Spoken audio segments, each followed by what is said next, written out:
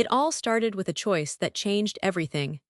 A choice made in a split second on a rainy highway that nobody could have predicted would alter the course of two men's lives forever. His name was Marcus. Just Marcus.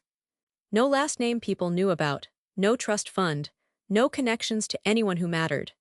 He lived in a small apartment above a laundromat on the east side of the city, worked 3 jobs to pay the bills, and spent his evenings volunteering at a community center teaching kids how to read. By all accounts, Marcus was invisible to the world. He wasn't rich. He wasn't famous. He wasn't the kind of person you'd stop and look at twice on the street, but he was good. Genuinely, deeply good in a way that's becoming increasingly rare. The kind of good that doesn't expect anything in return. The kind of good that just does the right thing because it's right, not because anyone's watching or because there's a reward at the end.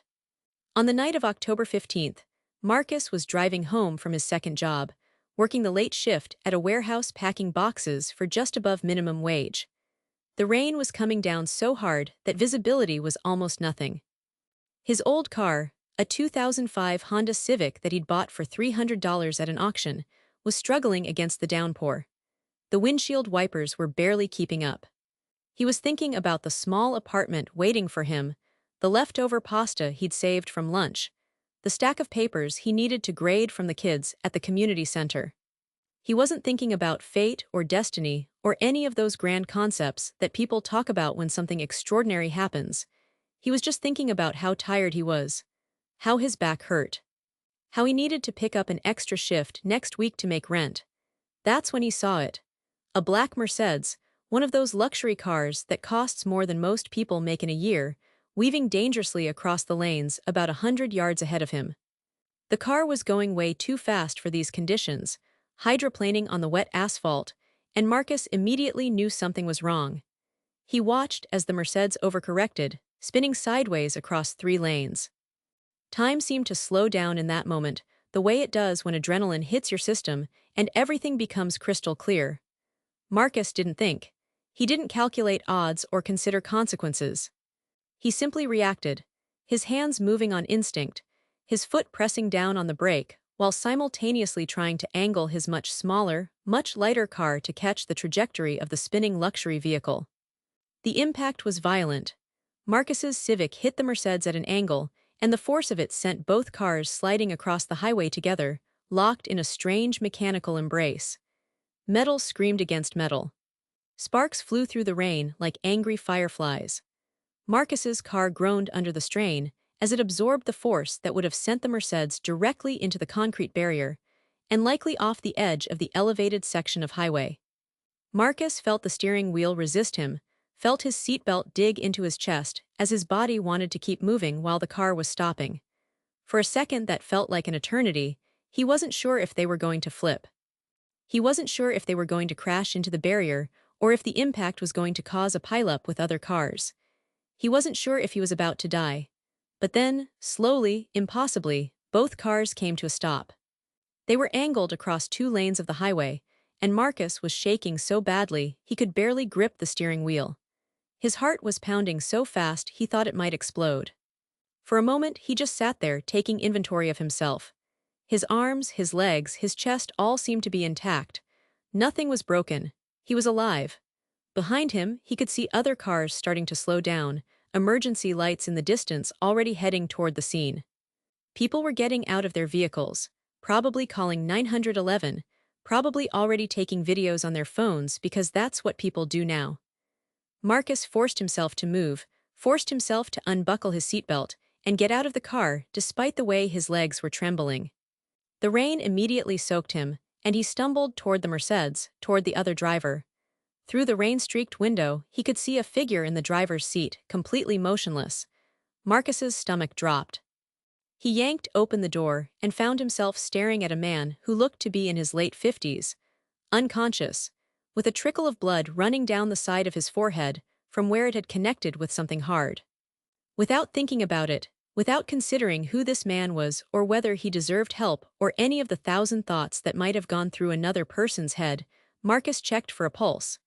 There was one, strong and steady beneath his fingers. The man was breathing. He was alive. And in the distance, the sound of sirens was getting closer and closer. Marcus found himself talking to the unconscious man, telling him to hang on, telling him that help was coming, his own voice sounding strange and distant to his own ears. By the time the paramedics arrived, they were telling Marcus he was a hero. They were saying that if he hadn't swerved, if he hadn't taken the impact on his own vehicle, the Mercedes would have definitely gone over the edge. The driver would have died. It was that simple. One choice, made in a fraction of a second, had saved a life, but Marcus didn't feel like a hero. Heroes had capes and special powers, and they knew they were doing something heroic when they did it. Marcus had just reacted. He'd just done what anyone would do, or at least, what he hoped anyone would do. The man from the Mercedes was rushed to the hospital. Marcus gave his statement to the police, and he watched as they towed both cars away. His Civic was totaled. The entire front left side was crumpled like paper. There was no way it would ever run again. But the paramedics told him he was lucky, that he could have been killed, that the car had probably saved his life by absorbing so much of the impact. Marcus just nodded and answered their questions, and tried not to think about the fact that now he didn't have a car, and he had 3 jobs that depended on him having a way to get around the city. One of the police officers, an older man with kind eyes and a weathered face, pulled Marcus aside before he left. He said, "You did a good thing tonight, son. That man in the Mercedes is Alexander Vance. He's kind of a big deal in this city. I have a feeling you might be hearing from him." Marcus didn't know who Alexander Vance was. He'd never heard the name before in his life.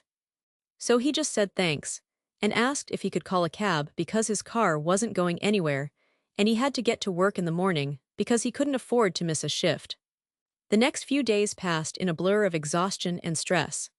Marcus was dealing with insurance companies who wanted to know whether the accident was his fault. He was dealing with the loss of his vehicle and trying to figure out how he was going to get to work without a car in a city that didn't have great public transportation. He was working even more shifts to make up for lost time and lost money. He was barely sleeping. He was trying not to think about all the ways his life was getting worse instead of better. Then, on the 5th day after the accident, his phone rang. It was a lawyer, a very important lawyer from a very prestigious law firm. The lawyer was calling on behalf of Alexander Vance, the man from the Mercedes. Alexander wanted to meet with Marcus. Alexander wanted to thank him in person. And more importantly, Alexander wanted to know how he could repay him for what he'd done. Marcus didn't want anything. He tried to explain this to the lawyer, but the lawyer wasn't really hearing him. The lawyer was already setting up a time and place for them to meet. It wasn't a question. It was already decided. So Marcus found himself, 3 days later, walking into the lobby of one of the most prestigious buildings in the city, wearing the nicest clothes he owned, which weren't very nice at all, and feeling completely out of place. The elevator ride up to the executive floor seemed to take forever. Marcus watched the numbers climb, watched his reflection in the polished stainless steel doors, and tried to calm his racing heart. He had no idea what to expect. He had no idea who Alexander Vance really was, or what kind of person he was, or whether this was going to be awkward or strange, or something else entirely. The elevator doors opened onto a floor that looked like something out of a magazine. Everything was modern, minimalist, elegant. The kind of space that whispered money and power without shouting about it. A woman at the front desk smiled at him and told him that Mr. Vance was expecting him, that he should go right through that door. So Marcus did, and that's when he saw him. Alexander Vance was standing by a floor-to-ceiling window that overlooked the entire city. He was tall, distinguished, with silver hair, and the kind of bearing that came from a lifetime of making important decisions, and having people listen to him. He was wearing a suit that probably cost more than Marcus's monthly rent. And when he turned and saw Marcus, his entire expression changed. For a moment, Alexander just stared at Marcus. And Marcus, uncomfortable under that intense gaze, tried to think of something to say. He settled on, "How are you feeling?" "I heard you were in the hospital." But Alexander didn't answer that question. Instead, he walked toward Marcus, and there was something strange in his expression, something that looked almost like shock mixed with disbelief, mixed with something else that Marcus couldn't quite identify. Alexander said, "What is your name?" "Just Marcus." "Marcus what?" "Marcus Hayes." "And how old are you, Marcus Hayes?" 28. Alexander was circling him now, studying him the way a scientist might study an interesting specimen. And what do you do for work? I work several jobs. Warehouse retail, I volunteer at a community center. Where did you grow up? East Side mostly. The public housing developments. Do you remember your parents? My mom raised me. Never knew my father. The questions were strange and personal, and Marcus found himself answering them almost on autopilot, not really understanding why Alexander was asking these things, or what any of it had to do with saving his life on the highway. But there was something in Alexander's voice that suggested this was important, that every answer was mattering in some way that Marcus didn't understand. Finally, Alexander stopped his circling and stood directly in front of Marcus. He was searching his face now, looking for something, and then his expression shifted again. It was like watching clouds move across the sky, one emotion replacing another. And what Marcus saw finally settle on Alexander's face was wonder mixed with something that looked almost like grief. Marcus, Alexander said quietly, I need to tell you something. And I need you to listen very carefully to what I'm about to say because it's going to sound insane, and you're probably going to think I'm crazy, but I need you to hear me out. So Marcus listened. And Alexander told him a story. A story about a woman named Catherine that Alexander had been in love with 30 years ago. A story about how Catherine had gotten pregnant when they were young and unmarried, when Alexander was just starting his career and Catherine was working as a nurse. A story about how their families had forbidden the relationship, about how Catherine's parents had forced her to give up the baby for adoption because they couldn't bear the shame of an unwed daughter with a child. Alexander had never married anyone else. He'd thrown himself into his work and built an empire, but he'd never stopped thinking about Catherine, never stopped wondering about the child they'd created together. A son. They'd had a son. A boy who had been given to a family named Hayes, a kind couple who wanted desperately to have children and couldn't on their own. Marcus felt the world tilting beneath his feet. He said, What are you telling me? And Alexander took a deep breath and said, I'm telling you that Catherine and I found out several years ago that our son was adopted to the Hayes family. I'm telling you that we spent years trying to find him, trying to figure out if he was happy, if he was living a good life. I'm telling you that we never made contact because we didn't want to disrupt his life, but we never stopped wanting to know him. And I'm telling you that based on the timeline, based on where you grew up, based on everything you've just told me, I believe that you are that son. I believe that you are my son. Marcus couldn't speak. He couldn't move. He felt like he was floating outside his body, watching this scene from somewhere far away. He said, That's crazy. I mean, you have no proof. This could be anybody's story. And Alexander nodded and said, You're right. Which is why I had a lawyer contact the adoption agency. Which is why I have documents here that show the adoption records. Which is why I took the liberty of ordering a DNA test when you were here, using a hair sample that was still on my seat from when the paramedics helped me out of the car. And I'm telling you that the results came back 2 hours ago, and they confirm that you are my biological son. Marcus sat down. He actually sat down in one of the expensive chairs by the window because he didn't think his legs would hold him anymore. Everything made sense now. The questions, the intensity of Alexander's gaze, the strange expression on his face. This wasn't about the accident at all, or it was, but not in the way Marcus had thought. The accident had just been the catalyst that had brought them together after 30 years of separation. I don't understand, Marcus said finally. Why didn't you just contact me? Why did you wait until now?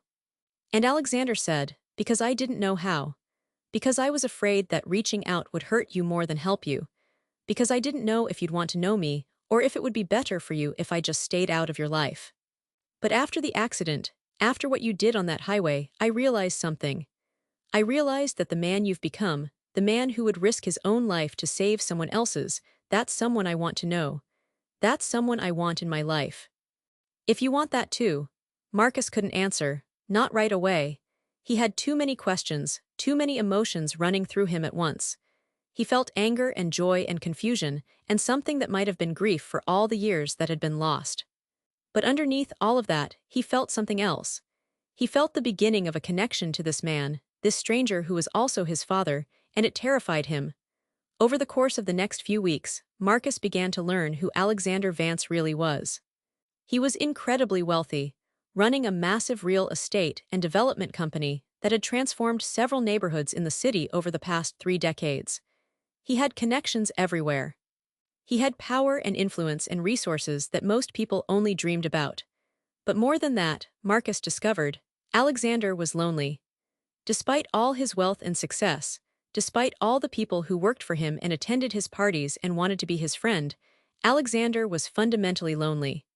Marcus also discovered that Catherine, his biological mother, was still alive.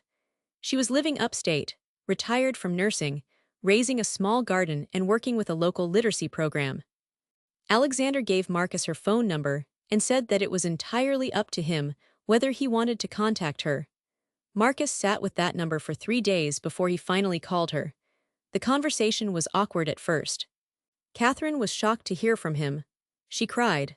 She told him that she'd thought about him every single day of his life, that giving him up had been the hardest thing she'd ever done, that she'd always hoped she'd get a chance to know him someday. By the end of the conversation, they'd made plans for Marcus to visit her the following weekend. But there was something strange happening that Marcus couldn't quite put his finger on. Alexander was being incredibly generous. He'd paid off Marcus's car debt. He'd offered Marcus a job at his company, a real job with a salary and benefits, and room for advancement.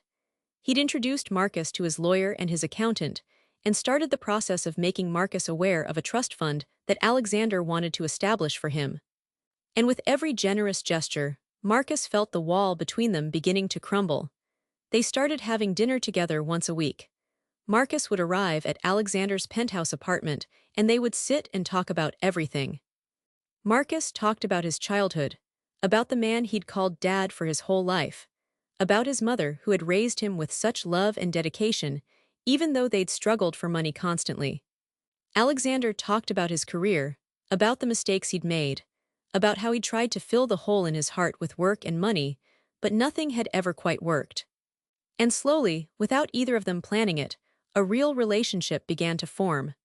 Not the relationship between a father and a son exactly, because that ship had sailed decades ago. But something more like a friendship, a genuine connection between two people who had both been shaped by their losses and were now finding unexpected common ground. It was Alexander who first suggested that Marcus move in with him. Not as some kind of servant or obligation, but as family. There was plenty of space in the penthouse. Marcus could have his own wing if he wanted. Alexander wanted to know his son, to spend time with him, to make up for lost years even though he knew that wasn't really possible. Marcus considered it carefully. It would be easy to say yes. It would solve all of his financial problems. It would give him access to opportunities he'd never dreamed he could have. But it would also mean leaving the community center, leaving the kids he'd been teaching, leaving the life he'd built for himself in the east side of the city. It would mean stepping into a world of wealth and privilege that he'd never been part of and didn't fully understand. But then Alexander said something that changed Marcus's mind. He said, "I'm not asking you to become someone you're not. I'm not asking you to abandon who you are or where you come from. I'm asking you to share your life with me. To let me be part of it. And if being part of your life means I need to visit the community center on Saturdays and help teach reading to kids, then that's what I'll do. I'll learn to exist in your world because that's where you are." And hearing Alexander express that willingness to cross over into Marcus's world instead of just expecting Marcus to cross into his, something shifted. Marcus realized that Alexander wasn't trying to buy his love or his loyalty. Alexander was just trying to connect with him, and that made all the difference. So Marcus moved into the penthouse. But he kept volunteering at the community center. In fact, Alexander started showing up there on Saturday mornings, and he was surprisingly good with the kids. They didn't know he was a billionaire. To them, he was just this older man who had a patient way of explaining letters and sounds and who always brought donuts. The kids loved him. And watching Alexander with them, Marcus understood something that he hadn't understood before. Alexander wanted to be the person his son had become. He wanted to earn the right to be proud of him. Everything seemed perfect. For the first time in his life, Marcus felt like he had a family that extended beyond just his adoptive parents. He felt like he had a place in the world that was secure and safe, and full of possibility. He was getting to know his biological mother. He was developing a genuine relationship with his biological father. He was becoming increasingly important to Alexander's business, learning the ins and outs of real estate and development, becoming more and more competent at his job. But then something happened that threatened to complicate everything. It was a Tuesday evening. Marcus was at Alexander's penthouse, and they were preparing for a dinner party. Alexander was having some important business associates over, people who could potentially invest in a major development project that he was passionate about. It was important to Alexander that the dinner go well. Marcus had offered to help with the preparations, and Alexander had seemed grateful for that. As Marcus was setting the table, his phone buzzed with a message. It was from David, an old friend from the East Side, someone Marcus had grown up with. David was inviting Marcus to a reunion party that was being held for people from the public housing development where they'd both grown up. There would be people there that Marcus hadn't seen in years, people from his old life. Marcus almost didn't mention it to Alexander, but as they were having dinner alone before the guests arrived, he did. And the moment the words left his mouth, he regretted it because he saw something flicker across Alexander's face, a flash of something that looked almost like fear. Alexander said carefully, "When is the party?" And Marcus said, "Saturday night." And Alexander said, "I see. You're going to go." And Marcus hesitated because he could feel the weight of the question, could understand that there was more being asked than just whether he was attending a party. Marcus said, "I haven't decided yet. Would you rather I didn't go?" And Alexander looked at him for a long time, and Marcus could see him struggling with something internal, struggling between wanting to be supportive and wanting to keep Marcus in his world, safe and secure and part of his life.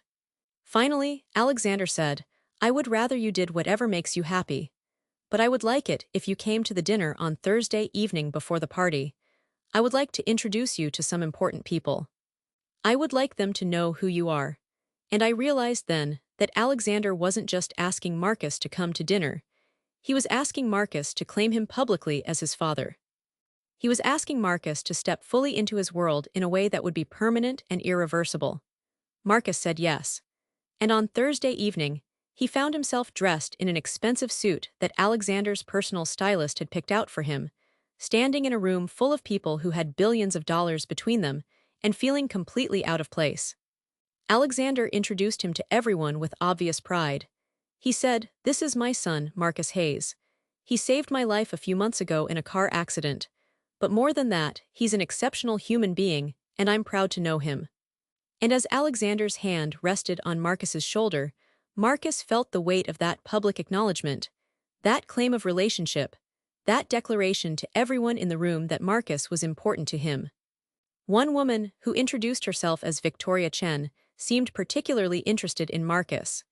She was asking him questions about where he was from, what he did, how long he'd known Alexander. There was something about her demeanor that made Marcus slightly uncomfortable, something that suggested she was fishing for something, but he couldn't quite figure out what. After the dinner, as people were beginning to leave, Victoria pulled Marcus aside. She said, "So you're the famous Marcus, the one who saved Alexander in that car accident. That must have been quite something." And Marcus said, "It was just an accident. I did what anyone would do." And Victoria smiled, and that smile was cold. She said, "I'm sure that's what you tell yourself, but I wonder if Alexander realizes what he's taken on. I wonder if he understands that you're not really one of us." The words stung more than Marcus wanted to admit, because he'd been thinking something similar himself. He wasn't one of them. He could learn to talk like them and dress like them and move through their world, but fundamentally, he came from somewhere completely different. He came from struggle and hardship and a completely different value system. Could that really be bridged? Could he really belong in this world permanently? On Saturday, Marcus went to the reunion party. And for the first time in months, he felt at home. He was surrounded by people who knew him, people who had grown up with him, people who had experienced the same struggles and hardships that had shaped his early life. David greeted him with a huge hug and immediately started introducing him around, telling everyone that Marcus had made it out, that he was working for some big real estate company now. But as the evening went on, Marcus noticed something strange. People were treating him differently now that they knew he was successful. They were being overly friendly, overly interested in his job, overly curious about whether he could help them get connected with opportunities. It was like the moment he'd become someone with resources, he'd become someone they wanted to use. Late in the evening, Marcus found himself talking to an old friend named Jerome, someone he'd actually cared about deeply before life had taken them in different directions. Jerome had been in and out of the criminal justice system over the years. He'd made choices that Marcus had never made. But they'd been close once, and they had real history together. Jerome said to Marcus, "Man, you've changed. You remember when we used to talk about getting out of here, getting somewhere better?" And Marcus said, "I remember." And Jerome said, "I remember you saying that when you made it, when you got somewhere, you were going to come back and help the rest of us. You were going to remember where you came from. But it seems like you've forgotten. It seems like you've become one of them." The accusation hit Marcus hard, because there was truth in it. He had been spending most of his time in Alexander's world. He had stepped away from the community center. He had distanced himself from the people he'd once been so close to. In his eagerness to embrace his new life, he'd been abandoning his old one. Marcus went home to Alexander's penthouse that night feeling deeply conflicted. He was angry at Jerome for making him feel guilty. He was angry at himself for abandoning the people and the community that had shaped him. He was angry at Alexander for the unspoken expectation that Marcus would leave his old life behind in exchange for becoming part of his new one. When Alexander found Marcus standing on the balcony, staring out at the city, he could tell something was wrong. He asked, "What happened at the party?" And Marcus found himself telling Alexander everything. He told him about Jerome's accusation. He told him about the way people had treated him differently once they knew he had money.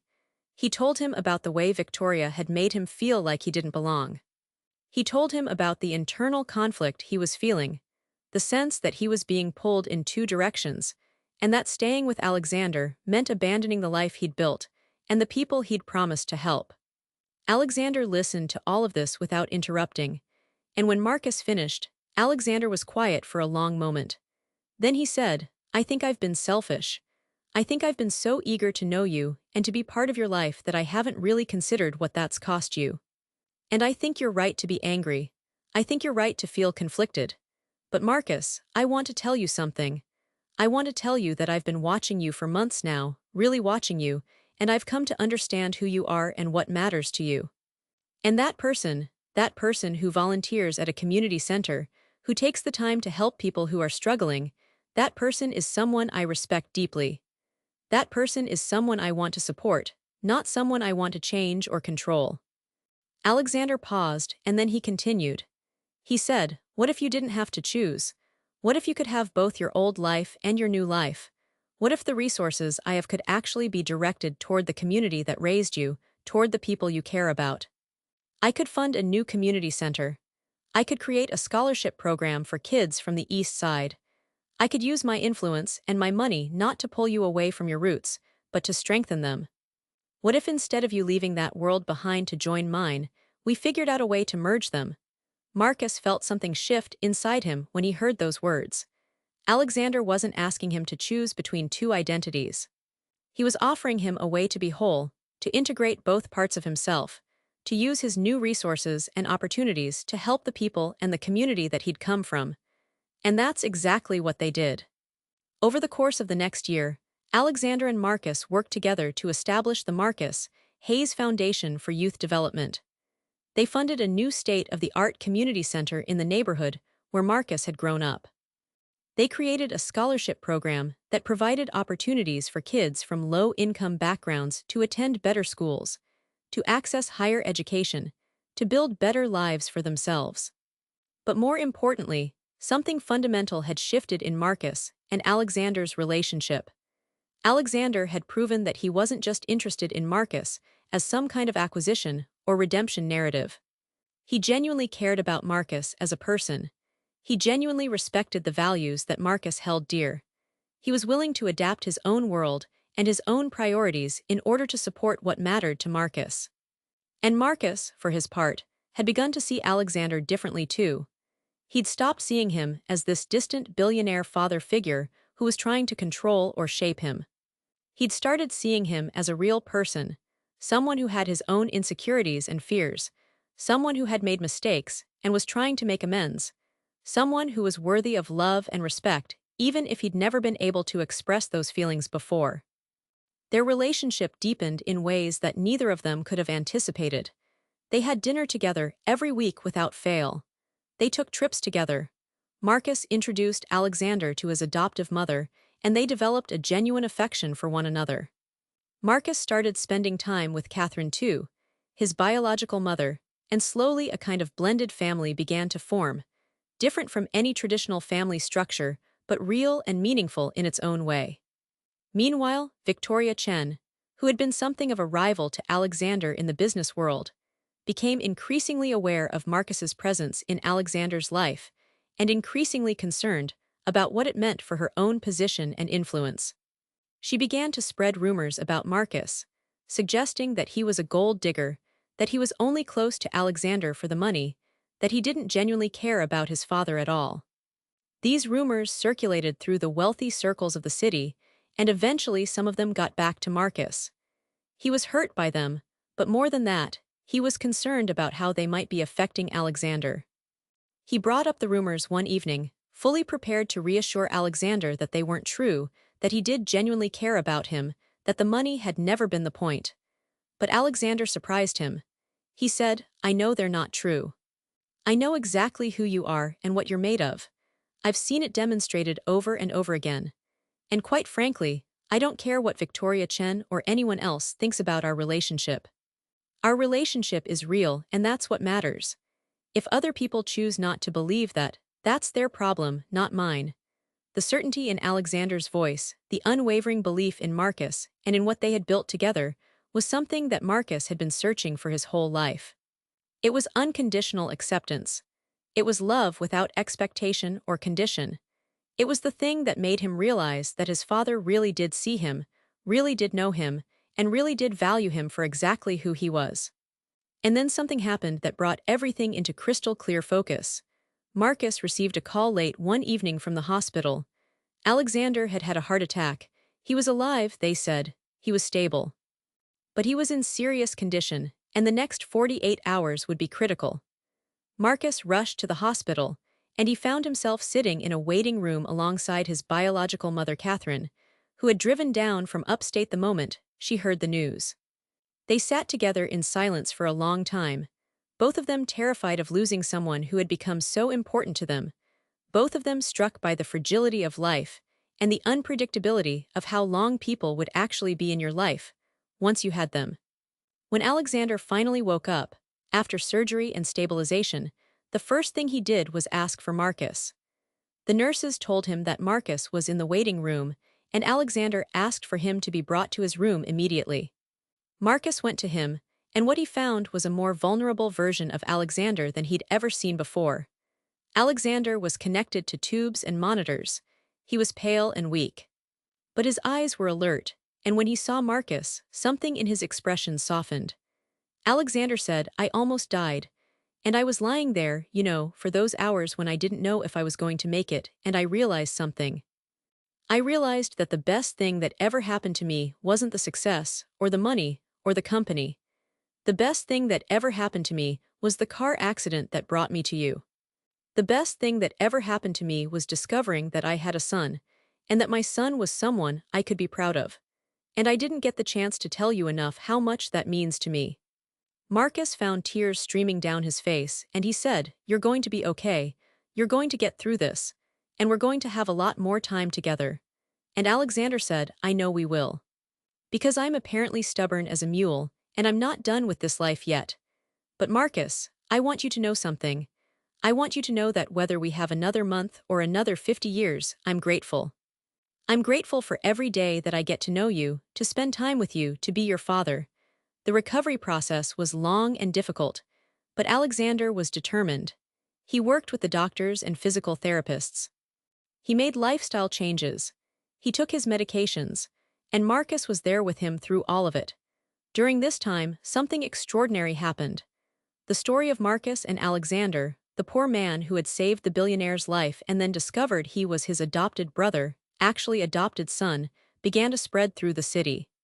It started with a business journal article, about how Alexander had taken his unexpected son under his wing, and how they were working together on various philanthropic projects. But then it got picked up by larger media outlets, and soon it was a national story. News anchors were talking about the power of second chances and unexpected family connections. Social media was filled with people sharing their own stories of estranged family members, of adoptions, of coincidences that had changed their lives.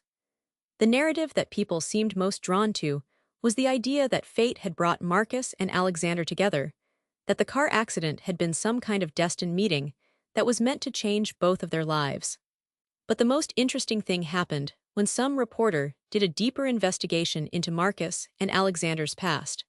The reporter discovered something that neither Marcus nor Alexander had known before. Marcus's adoptive parents had kept records of the adoption, and among those records was a letter that Catherine had written to her baby before she gave him up.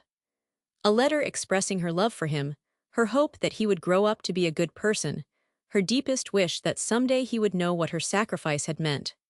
This revelation added another layer to the story.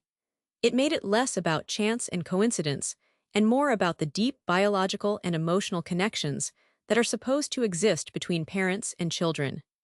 It made the story into something almost mystical, something that suggested that love could transcend years of separation and genetic distances. For Marcus, learning that his biological mother had been thinking of him every day of his life, had been writing letters to a child she'd given up, added another dimension to his understanding of who he was and where he came from. It made him realize that in a very real way, he'd been thought about and loved before he even existed in his parents' lives. As Alexander recovered and returned to his normal life, though with a much slower pace and more time devoted to things that mattered to him like his relationship with his son, he made a decision. He decided to work on a book. A memoir about his life, about the mistakes he'd made, about how he'd spent decades chasing success and money and missing the most important thing. Which was his family, his son. The one person he'd been too blind to see had been right there waiting for him all along. Alexander spent months working on this project, pouring his heart into every page. Marcus would often find him in his study late into the evening, glasses perched on his nose, fingers moving across the keyboard with a kind of desperate intensity, as if he was racing against time itself. And in many ways, he was.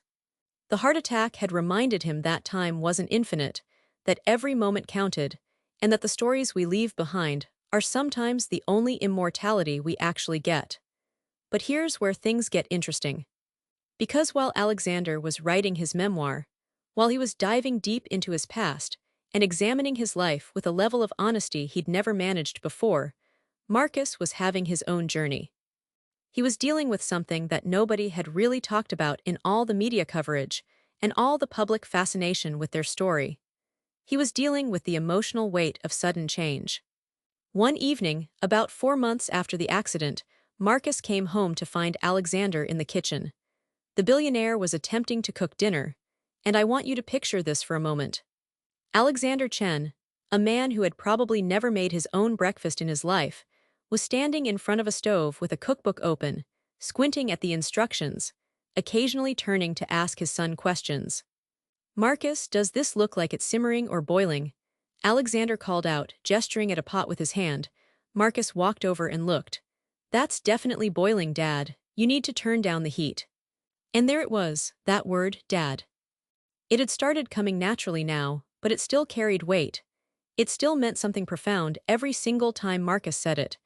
Alexander adjusted the heat and smiled. "I really should have learned this skill decades ago. It would have saved me a fortune on restaurants." "Maybe that's not the worst thing," Marcus said, leaning against the counter. "Maybe spending money on yourself instead of learning to cook was part of the whole problem, right? The whole thing you're writing about." Alexander paused. He set down his wooden spoon and really looked at his son, and in that moment something shifted in his expression. "You're right," he said quietly. "You're absolutely right." They talked through the night, not about cooking or about the book or about the accident. They talked about the things that actually mattered. They talked about what it meant to build a life. They talked about Marcus's dreams, which, as it turned out, had been pretty limited by his circumstances up until that point. Marcus had always worked survival jobs. He'd moved from one minimum wage position to another, never having the opportunity or the stability to think about what he actually wanted to do with his life. "What would you do?" Alexander asked him directly. "If money wasn't a concern, if you had every opportunity available to you, what would actually make you happy?" Marcus hesitated. "That's a complicated question for someone like me," he said. "Why, because you're poor?" "Because I've learned not to dream too big," Marcus replied. "It's easier that way." Alexander listened to this, and something in his chest tightened. He realized that by not being present in his adopted son's life, he'd inadvertently contributed to a culture where Marcus had to protect himself, had to limit his own aspirations. The weight of that realization was significant. Over the following weeks, as they cooked together and talked and slowly built a relationship that neither of them had expected to have, Marcus began to open up about what actually interested him. He loved working with his hands. He loved fixing things, understanding how systems worked. He had a natural mechanical aptitude that had never been nurtured or developed because he was too busy trying to survive day to day. Alexander, true to form, immediately began making phone calls.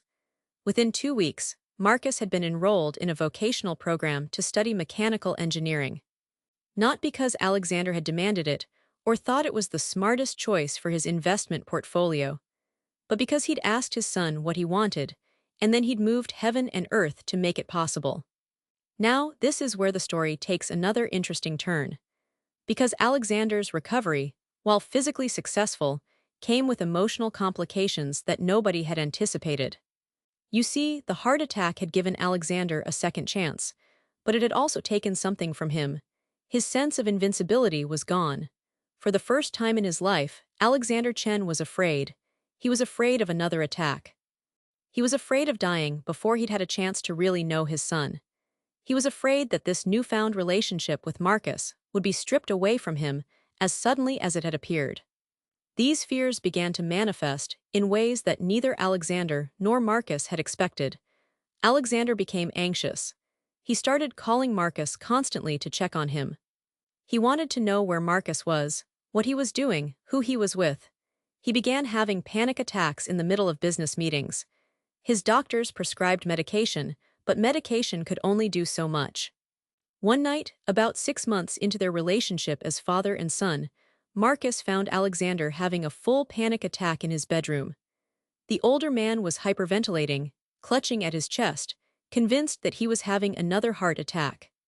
Dad, look at me," Marcus said, moving swiftly to his father's side. "Look at me, you're okay, you're safe, you're not having a heart attack, just breathe with me. In through your nose, out through your mouth." They sat there together in the darkness, Marcus guiding his father through breathing exercises, and something shifted between them. Alexander realized in that moment that his fear was stealing from him something more precious than his life ever could be. His fear was stealing the present moment from him. It was preventing him from actually being with his son. The next day, Alexander made an appointment with a therapist. Not because Marcus asked him to, but because he decided for himself that he needed help processing the trauma of nearly dying. This was significant.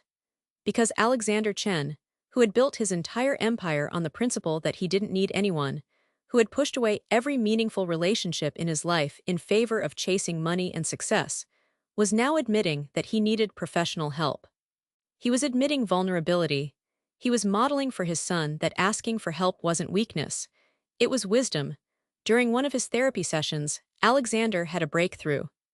He was discussing his relationship with his own parents, and he realized something that had never occurred to him before. His adoptive parents had done the best they could with the resources they had. They'd loved him in their own way. But they'd been emotionally distant. They'd valued achievement over connection. They'd instilled in him a belief that love was something you earned through success, not something that was unconditional. And Alexander had spent his entire life chasing that impossible standard. He'd been trying to earn love from his parents long after they'd passed away. Every business deal, every acquisition, every new company he'd built had been an attempt to finally be good enough, to finally be worthy of their approval. But his parents were gone, and no amount of success was going to bring them back or make him feel what he'd always wanted to feel, which was loved for simply existing. When he shared this realization with Marcus, Marcus did something that surprised them both. He hugged his father. Not a formal hug, not a brief embrace, but a real hug, the kind where you hold someone close and let them know that they matter to you. "You're worthy," Marcus said quietly. "You've always been worthy, and I'm glad you're here. I'm glad you're my father, not because of what you own or what you can give me, just because you're you." Alexander cried that night. Real tears, not the kind you can blame on dust or allergies, but genuine tears of grief and relief and gratitude all mixed together. Now, while all of this was happening in Alexander's private life, something else was happening in the outside world. The media attention around their story hadn't died down. If anything, it had intensified. Paparazzi were following them. Reporters were trying to get interviews. People were writing think pieces about their story, analyzing it, psychoanalyzing it, drawing conclusions that were sometimes insightful and sometimes completely missing the point. One particular reporter had become obsessed with their story. Her name was Diana Walsh, and she worked for a major investigative journalism outlet. Diana was smart and thorough, and she had a reputation for uncovering information that other reporters missed. She'd already published several articles about Alexander and Marcus, but she felt like she was missing something. There was a piece of the puzzle that didn't quite fit. Diana started digging deeper. She looked into Alexander's business records, his past relationships, his history of adoptions, and she discovered something that made her pause. Alexander had adopted before.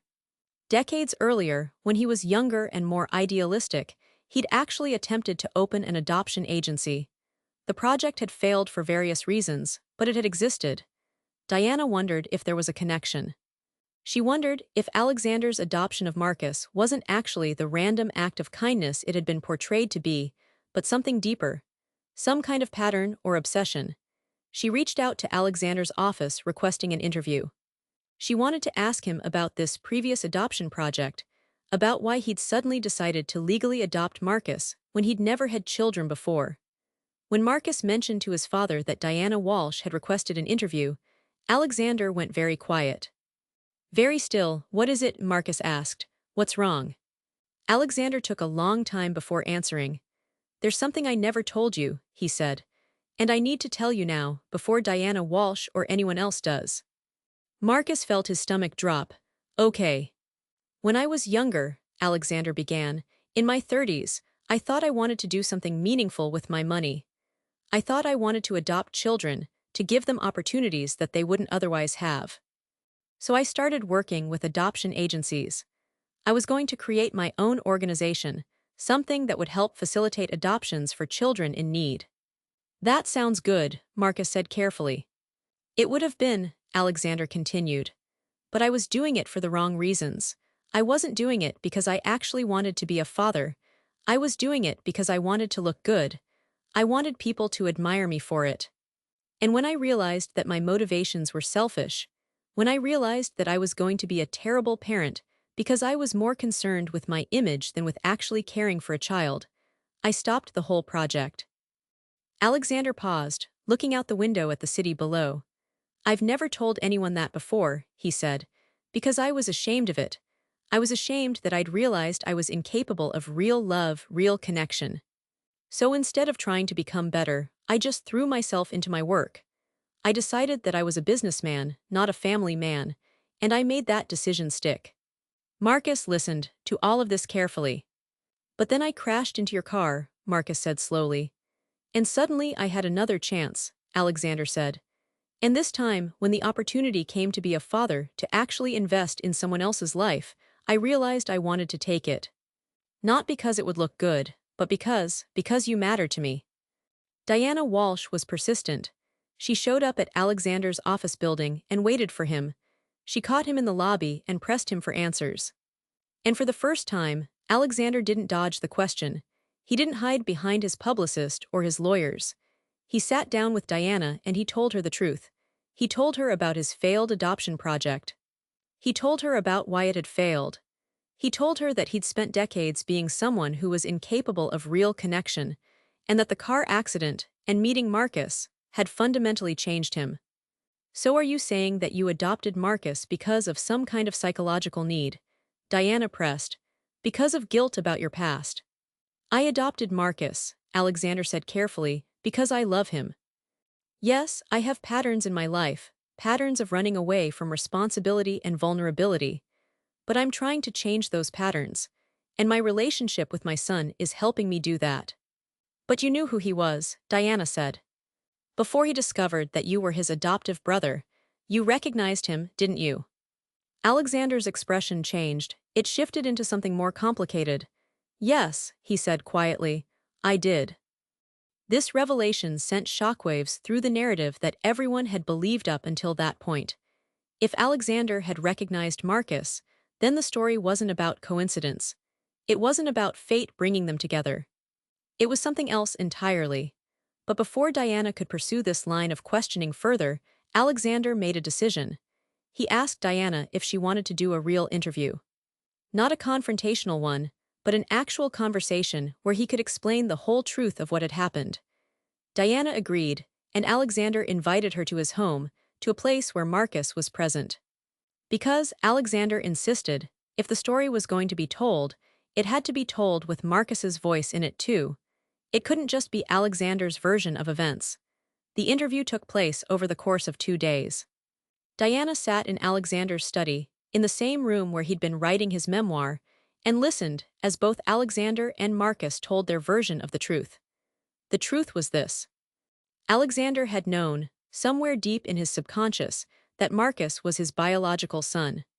Not consciously, not in a way that he could articulate or explain, but there had been something familiar about Marcus the moment he'd seen him on the street.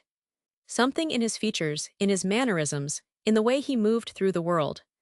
Alexander had been driving to a business meeting that day.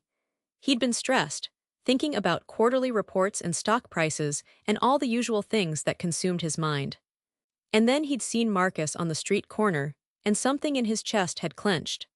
Something primal and inexplicable had responded to this young man's existence. When he'd hit the brakes and nearly caused an accident, it wasn't entirely an accident. Somewhere in his subconscious, Alexander had registered a threat. He'd registered the possibility that this person mattered to him in a way that nobody else did, and that terrified him. Because if Marcus mattered, then Alexander would have to care about something other than his business empire. So, in some sense, the accident had been a kind of self-sabotage.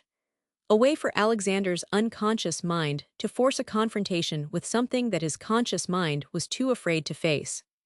After the crash, when Marcus had helped him, when Alexander had seen the genuine concern in this young man's eyes, he'd made a decision. He was going to find out who Marcus was. He was going to investigate this feeling that had come over him. It hadn't taken much investigation. A simple background check had revealed everything. The adoption records, the dates, the circumstances all lined up perfectly. Marcus was his biological son. The son that Catherine, Alexander's first love, had given up all those years ago. And once Alexander knew this, he couldn't unknow it. He couldn't go back to his previous life, his previous level of emotional disconnection. He had to do something. He had to take action. But he was terrified. What if Marcus rejected him? What if, knowing that Alexander was his biological father, Marcus wanted nothing to do with him? What if this connection that Alexander felt was one-sided? So Alexander had done what he always did. He'd used his money and his influence. He'd arranged for Marcus to come work for him. He'd created a situation where they would be in constant contact, and he'd waited, hoping that the connection he felt would be reciprocated. When Marcus had asked about his biological family, Alexander had been ready. He'd presented the information carefully, without pressure, giving Marcus the space to make his own decisions about what this information meant and what he wanted to do about it. But here's the thing that Diana Walsh found most compelling, and what she emphasized in her final article. Alexander's motivations might have been initially selfish, but his actions had been genuine. Yes, he'd known who Marcus was. Yes, he'd orchestrated their meeting. But in the time since that accident, in his recovery and in his therapy, and in his genuine attempts to become a better person, Alexander had transformed this selfish impulse into something real. He'd actually become the father that Marcus needed. He'd actually done the work of loving someone other than himself. The article that Diana published was nuanced. It didn't present Alexander as a villain or a hero, but as a complicated person who was attempting to change. It presented Marcus as someone who had agency in this story, who had made choices about his relationship with his father based on genuine connection, not manipulation. And the public response was complicated too. Some people felt betrayed by the revelation that Alexander had known Marcus's identity all along. Some people applauded the complexity of the story. Some people were simply moved by the fact that two people had managed to build a genuine relationship despite the complications and the obstacles. But the most interesting response came from someone nobody had expected to hear from. Catherine herself reached out to Alexander. She'd read the article. She'd seen the story of how her two sons, the one she'd given up and the one she'd raised, had found each other. And she wanted to meet them both. When Alexander told Marcus about this, Marcus's reaction was visceral. He was angry. "She gave me up," Marcus said. "And now, because of the publicity, because this story became famous, now she wants to know me. That's not how family works." "You're right," Alexander said. "That is complicated and painful and unfair. But she was 17 years old when she made that decision. She was scared and young, and she thought she was doing what was best for you." "How do you know that?" Marcus demanded. "How do you know what she thought?" And Alexander was quiet for a moment, and then he said, "Because I found her. After the article came out, I looked her up, and I read her letter." "The one she wrote to you." "What letter?" "The one in your adoption records. Don't you remember? The reporters found it. Catherine wrote you a letter before she gave you up.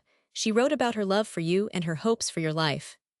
Marcus had forgotten about that in all the chaos and revelation of the past months. But now, hearing Alexander mention it again, something shifted inside him. He wanted to read that letter. He wanted to know what his biological mother had been thinking when she'd made the decision to give him up. Alexander gave Marcus Catherine's contact information, but he didn't pressure him to reach out. He left it entirely up to Marcus to decide whether he wanted to meet her or not. For 3 weeks, Marcus didn't make a decision. He went to his mechanical engineering classes. He spent time with his father. He went about his life. But the letter haunted him. The thought of his biological mother thinking of him, writing to him, hoping that he would grow up to be a good person, it weighed on him. Finally, one evening he asked Alexander, "Will you come with me? If I decide to meet her?" Alexander said yes without hesitation. And so they made arrangements to meet Catherine in a coffee shop not far from where she lived. She'd moved to the city about 5 years ago, after her husband had died. She was working as a teacher, helping young people navigate their own complicated lives. When they walked into that coffee shop, and Catherine saw Marcus for the first time since he was a baby, she cried. She cried, and for a moment there was only silence and tears and the weight of all the years that had passed between them. But then Marcus reached across the table and he took his mother's hand. And he said, "Tell me about the letter." And Catherine told him. She told him about writing it while she was in the hospital after giving birth. She told him about every word, about the love she'd tried to pour into that letter, about the hope she'd held that somehow, someday, he would know that her decision to give him up had come from a place of love, not abandonment. Marcus listened, and slowly, over the course of that first meeting and many meetings that followed, something shifted in his understanding of his own history. His biological mother hadn't abandoned him. She'd made a sacrifice. And that sacrifice had led to a life for him that she couldn't have provided at 17 years old. Now, Catherine hadn't known about Alexander when she'd given Marcus up. She'd been a single mother, and Marcus's father had been someone she'd loved briefly but couldn't build a life with. Alexander was a complete surprise to her. When she found out who Alexander was, when she understood that Marcus's biological father was also his adoptive father, Catherine laughed. It was the kind of laugh that comes from recognizing the absurdity and beauty of life all at once. "The universe has a sense of irony," she said to both of them. Over time, a new family unit began to form. Not a traditional family, but a family nonetheless. Catherine, Alexander, and Marcus started having dinners together. They started sharing stories about their lives, about the paths that had led them to each other. Catherine told stories about her own childhood, about why she'd been so afraid when she'd gotten pregnant at 17. Alexander told stories about his ascent in the business world, about the loneliness that had accompanied his success. And Marcus, the youngest of them, listened and learned, and slowly integrated these narratives into his own understanding of who he was and where he came from. One evening, about a year after the car accident, the three of them were having dinner in Alexander's penthouse. They were finishing dessert when Alexander made an announcement. "I've decided something," he said. "I'm stepping back from my business." Both Marcus and Catherine looked at him in surprise. "Not completely," Alexander clarified. "I'm not going to abandon my responsibilities or my company, but I'm putting in a new CEO. Someone I trust, someone who shares my new values, and I'm reducing my involvement to quarterly meetings and strategic decisions. The rest of my time, I'm going to devote to my family and to the memoir I've been writing." "Dad, are you sure?" Marcus asked. "Your company is your life." "It was my life," Alexander said, "but it's not anymore. My life is this. This right here, the three of us together, that's what matters now." And what Alexander didn't know yet, what none of them knew, was that this decision, this moment of choosing family over business empire, was going to trigger a whole series of events that would complicate their narrative even further. But that story is for another time, because the threads of fate, if you believe in such things, were already beginning to weave themselves into a pattern that none of them could have predicted. About 3 weeks after Alexander made his announcement, Marcus received a call from his adoptive father that would pull him back into the mystery they thought had been solved. Alexander's voice on the phone was different, tighter, more urgent than usual. "Marcus, I need you to come to my office," he said. "There's something I've discovered, something about the accident." Marcus felt his stomach tighten. The car accident had been 6 months ago now. They'd moved past it, or so he thought. They'd built something new from the wreckage of that moment. Why would Alexander be bringing it up now? When Marcus arrived at the office, the sleek glass tower in the financial district where Alexander had spent the last 2 decades building his empire, he found his father sitting behind a mahogany desk, looking older than he had in recent weeks. There was a folder on the desk, manila and thick, filled with papers that seemed to have accumulated their own weight. "Sit down," Alexander said, and Marcus did. "What's going on?" Marcus asked. Alexander took a long breath. "I hired a private investigator after the accident. It wasn't something I intended to do, really. It was more of a reflex, I suppose. When you're used to having power and resources, you use them to understand threats. And I wanted to understand why that truck had hit my car. The official investigation said it was mechanical failure, brake failure, and the driver was cleared of any wrongdoing. But something about it nagged at me." "Dad, you didn't tell me you were looking into this," Marcus said. "I know. I wanted to wait until I had something concrete. I didn't want to worry you or Catherine with speculation. But the investigator has been thorough. He's been very thorough, actually. Too thorough, perhaps, and what he's found has raised some questions that I can't ignore." Alexander opened the folder and withdrew several photographs. They were surveillance images, grainy but clear enough to show a man, middle-aged, wearing work clothes, standing near the brake line of a truck.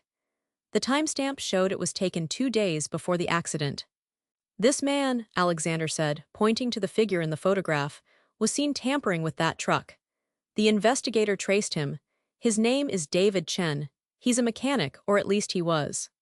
He disappeared after the accident, which is interesting in itself, don't you think?" Marcus stared at the photograph. His mind was racing. "You're saying someone deliberately tried to kill you?" "I'm saying it's possible, more than possible. The investigator believes it's probable.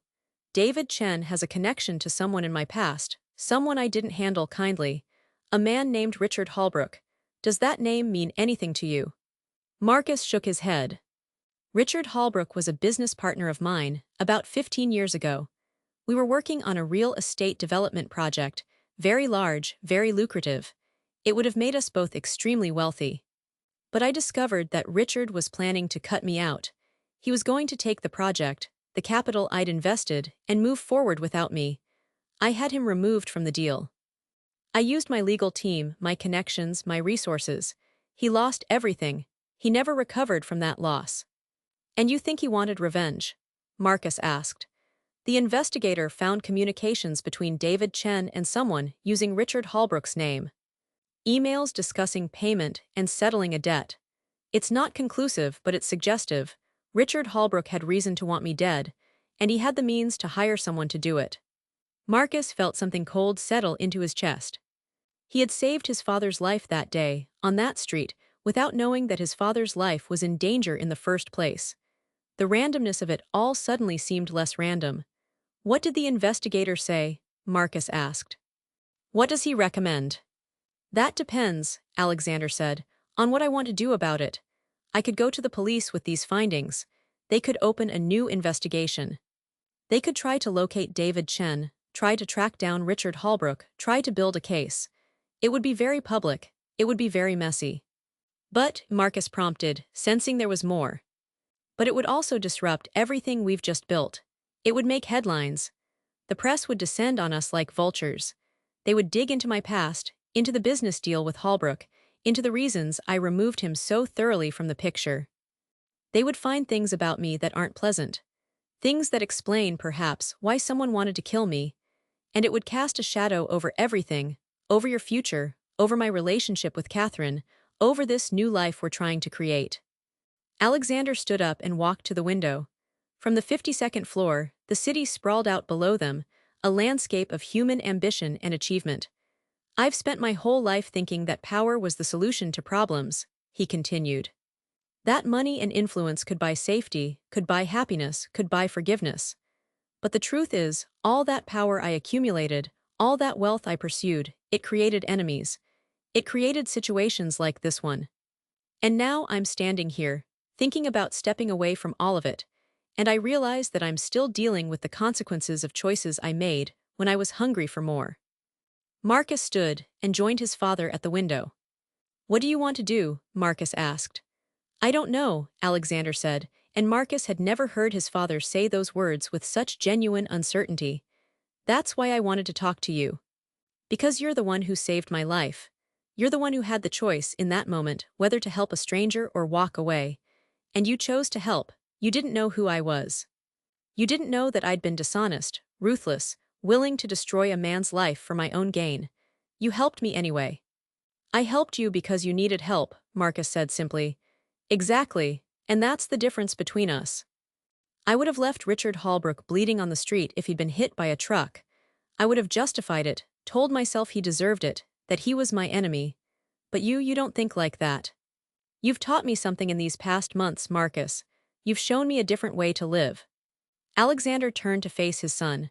"So here's what I'm going to do," he said. "I'm going to speak to a lawyer about the legal implications. But I'm not going to go to the police. Instead, I'm going to have the investigator find David Chen, not to have him arrested, but to understand his situation. Why did he do this? Was he desperate? Was he coerced? And once I understand that, I'm going to offer him something better, a way out, a second chance." "Dad, that's," Marcus started. "Risky, yes, naive, possibly, but it's also the only thing that feels right to me anymore. And I want to find Richard Holbrook too. I want to know what he's become. I want to know if there's any way to undo the damage I caused him." Over the next few weeks, the investigator worked to locate both David Chen and Richard Holbrook. Marcus found himself pulled deeper into his father's past, into a world of business dealings and moral compromises that he'd never fully understood before. He learned about the real estate project that had made Alexander's fortune, and he learned about the human cost of that success. Richard Holbrook, when they finally found him, was living in a small apartment in Portland, Oregon. He'd spent the last 15 years moving from job to job, never quite recovering from the financial and professional devastation of losing the development deal. He was working as a superintendent in an apartment building when Alexander's investigator made contact. Alexander decided to meet with him in person. He chartered a private plane and flew to Portland, and Marcus insisted on going with him. Catherine wanted to come too, but Alexander convinced her to stay behind, saying that this was something he needed to do with Marcus, that it was part of his reckoning with his own history. When they arrived at Richard's apartment building, Marcus wasn't sure what to expect. He'd imagined a man consumed by bitterness, perhaps, or broken by desperation. But when Richard opened the door, he was simply tired. He was a man in his 60s, with gray hair and weathered hands, and he looked at Alexander with an expression of such resigned sadness that Marcus felt something crack open in his own chest. "Richard," Alexander said, and his voice was gentle in a way Marcus had never heard before. "Alexander," Richard replied, "I wondered if you'd find out about the truck. I wondered how long it would take you." "You knew?" Alexander asked. "I suspected something might happen. I wasn't involved directly, but I knew the circles where such things could be arranged. I didn't stop it. I let it happen. And then that young man saved your life, and I couldn't quite believe it. I watched it on the news, saw the footage, and I realized that I'd wanted you dead, and the universe had other plans." Richard stepped aside. "Come in, we should talk." Inside the apartment, which was modest and clean, but lacking in any real comfort or personal touches, the three of them sat around a small table. And Richard told them his story. He'd been devastated when Alexander cut him out of the deal, yes. But more than that, he'd been humiliated. He'd told his wife, told his family, that they were going to be wealthy beyond measure. And then, suddenly, it was all gone. His wife had left him. His children had grown up believing their father was a failure. He'd spent years trying to rebuild, but the stigma of his association with Alexander, the reputation he'd gained as someone who could be crushed in a business deal, had followed him everywhere. "I wasn't a good man after that," Richard said. "I became bitter. I became the kind of person who looked for ways to hurt others because I'd been hurt. And when I discovered that you were still out there, still succeeding, still building your empire, something in me broke. I made some bad decisions. I got involved with people I shouldn't have. I arranged things I shouldn't have arranged." He looked directly at Alexander. "But when I saw that footage of the accident, when I saw that young man pulling you out of that car, something shifted in me. I thought about what my life had become, and I realized that hurting you wouldn't change it. It would only make me more of a monster, so I called off the rest of the plan." "There was more?" Alexander asked. "There was supposed to be. But I called it off. I haven't heard from the people I'd been working with since. I don't know if they'll come after me or if they'll move on, but at least I stopped it." The conversation that followed was long and complicated. Alexander didn't forgive Richard in some neat, dramatic moment. Forgiveness, he realized, wasn't something that happened in a single conversation. But he did listen. He listened to Richard's story of desperation and regret. And when they left the apartment, Alexander left something behind: the contact information for a lawyer and for a business consultant. He told Richard that he was going to help him rebuild, not out of guilt, but because he believed in second chances now. Because his son had taught him that people were capable of change. On the flight back to New York, Marcus asked his father about David Chen. "The investigator found him," Alexander said. "He's in debt, serious debt. Gambling problems, apparently. The people Richard connected him with threatened his family if he didn't do the job. But after the accident, after you saved my life, David Chen reached out to a rehabilitation center. He's been sober and clean for the last 4 months. He's trying to rebuild his relationship with his family." "Are you going to help him too?" Marcus asked. "I already have. I've paid off his debts. I've set aside funds for his family. And I've hired an investigator to look into the people who threatened him, with the goal of ensuring they never threaten him again." "It's complicated, Marcus. The world doesn't work in simple ways.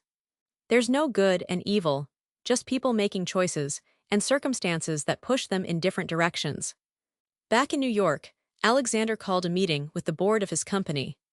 He announced that he was liquidating a significant portion of his wealth and establishing a foundation. The foundation would be dedicated to helping people who had been damaged by aggressive business practices. It would provide legal aid, financial counseling, and rehabilitation services. Catherine and Marcus attended the press conference where Alexander announced the foundation. Catherine took Marcus's hand as they watched Alexander speak, watched him transform his legacy from one of acquisition and domination into one of restoration and healing. After the press conference, as they left the building, a reporter called out to Alexander. "Mr. Ashford, some people are saying that your sudden philanthropic turn is a publicity stunt, that you're trying to improve your image after the attempted murder on your life came to light. What do you say to that?" Alexander stopped walking. He looked back at the reporter. "I'd say that people are right to be skeptical," he said. "I spent most of my life pursuing power and wealth. I have no claim to being a good person based on my history. But my son taught me something about goodness, about how it's not about who you've been, but but about who you choose to be going forward. So yes, this might be a publicity stunt, but it's also genuine. And I suppose the two things can exist at the same time. We're all complicated. We're all contradictions. The question is whether we're willing to keep trying to be better. Over the following months, the foundation began its work. And Marcus, who had been planning to return to his job as a mechanic, was offered a position within the foundation. He would serve as a liaison to people who had fallen into difficult circumstances, helping them navigate the resources available to them. It was a far cry from fixing cars, but it felt like work that mattered. One evening, about 18 months after the accident, Marcus was in his apartment when he received a letter. It was from David Chen. David wrote about his journey to recovery, about how the foundation had helped him stabilize his life, about how he'd reconnected with his teenage daughter after years of estrangement. He also wrote about his guilt, about the accident, about what he'd been forced to do. He asked Marcus's forgiveness. Marcus sat with that letter for a long time. He thought about the moment when he'd heard the screaming, when he'd seen the car crushed beneath the truck. He thought about the moment when he'd reached inside that wreckage and found his father. And he thought about how, if David Chen hadn't tampered with the brakes, if the truck hadn't hit that car, if the accident hadn't happened, none of them would have found each other. Life was strange that way. Pain and salvation were sometimes the same event, viewed from different angles. Marcus wrote back to David Chen. He told him that he forgave him, that he understood the circumstances that had led him to that moment, and that he believed in his recovery. He also invited David to visit the foundation, to tell his story as part of their outreach program, to show others that redemption was possible. David accepted the invitation. The following week, Catherine called Marcus with some news of her own. She'd been offered a position teaching at a university, a program designed to help non-traditional students re-enter education. She was going to accept it. "Life is moving forward," she said to Marcus over coffee. "All of us. Your father is finding purpose in giving. I'm finding purpose in teaching. You're finding purpose in helping others. It's like we've all been waiting for permission to become who we actually wanted to be." "What did you want to be?" Marcus asked her. Catherine smiled. "Someone who mattered, someone who could make a difference. I gave up my own education when I got pregnant with you. For a long time, I resented that, even though I loved you. But now I realize that it was always in me to teach, to help others grow. I just had to wait for the right moment." Marcus reached across the table and took her hand. "I'm glad you waited," he said, "because if you hadn't, I wouldn't be here, and then I wouldn't have been on that street at that moment. And none of this would have happened." Catherine squeezed his hand. "Do you believe in fate?" she asked. "I don't know," Marcus said. "Maybe, or maybe we create our own fate through the choices we make. You chose to give me up because you wanted me to have a better life. That choice sent me on a particular path. That path led me to that street at exactly the right moment. Was that fate, or was it just consequences of your choice?" "Maybe they're the same thing," Catherine said. Meanwhile, Alexander was discovering something unexpected about his withdrawal from the daily operations of his business. He didn't miss it as much as he thought he would. The quarterly meetings, the strategic decisions, the oversight of major projects, these things satisfied him without consuming him. And the rest of his time, the time he spent with Marcus and Catherine, the time he spent working on his memoir, the time he spent thinking about the man he'd been and the man he was becoming, this time felt more valuable than anything he'd accumulated in 30 years of aggressive business practice. He'd also made an unexpected connection. The new CEO he'd hired, a woman named Elena Rodriguez, had suggested that the foundation work closely with his company to create ethical business practices across all of his holdings. Together, they began implementing programs to ensure that none of his future business dealings would harm people the way his earlier ventures had harmed Richard Holbrook. It was complicated work. It required difficult conversations. It required him to confront decisions he'd made in the past and their long-term consequences. But it also felt like the most important work of his life. One evening, Alexander, Marcus, and Catherine were having dinner in Alexander's penthouse, much like they had many times before. But this evening, Alexander brought up something that had been on his mind. "I've been thinking," he said, "about the three of us, about how we came to be, and I've realized that I want to make it official." Official, Catherine asked. I want to adopt Marcus legally. Not because I'm not already his father, but because I want the law to recognize what we already know to be true, and I also want to make some legal arrangements regarding my estate. I want to ensure that Marcus and Catherine are protected, that they're provided for, that the foundation will continue if something happens to me. Marcus felt tears spring to his eyes. He wasn't sure why exactly. He already knew that Alexander was his father. He already knew that he was loved. But there was something about the formality of it, the legal recognition of what they'd built together, that felt profound. I'd like that, Marcus said quietly. Over the following weeks, the paperwork was handled. Alexander's lawyer drew up the adoption papers, and the process moved forward. By the time the adoption was finalized, Marcus had been his father's son for so long in every way that mattered that the legal paperwork almost seemed redundant. But on the day the adoption was finalized, they celebrated. They went to a restaurant of Catherine's choosing, a small Italian place in the city where the owner knew them and treated them like family. And they toasted to each other, to the accident that had brought them together, to the choices they'd made along the way, and to the future they were building together. After dinner, as they walked through the city streets, Marcus found himself reflecting on the enormous distance they'd all traveled from their starting points. Catherine, the teenage mother who'd given up her son out of love, was now a university professor sharing her wisdom with a new generation. Alexander, the ruthless businessman who'd crushed anyone in his way, was now dedicating his life to healing the people he'd damaged. And Marcus, the poor mechanic who'd stopped to help a stranger, was now at the center of a family reunion that had seemed impossible just 2 years earlier. They were walking past a construction site when Marcus's phone buzzed. It was a text from David Chen, thanking him for the opportunity to speak at the foundation and sharing an update about his reconciliation with his daughter. She was interested in studying engineering, he wrote. Maybe his failure could become a turning point not just for him, but for his family too. As Marcus read the message, he thought about how life wasn't actually about good people and bad people, or right decisions and wrong decisions. Life was about people trying to do better, people trying to understand themselves and each other, people trying to find meaning and purpose in a complicated world. The three of them continued walking through the city, and as they did, Marcus realized that the story wasn't really over. None of their stories were over.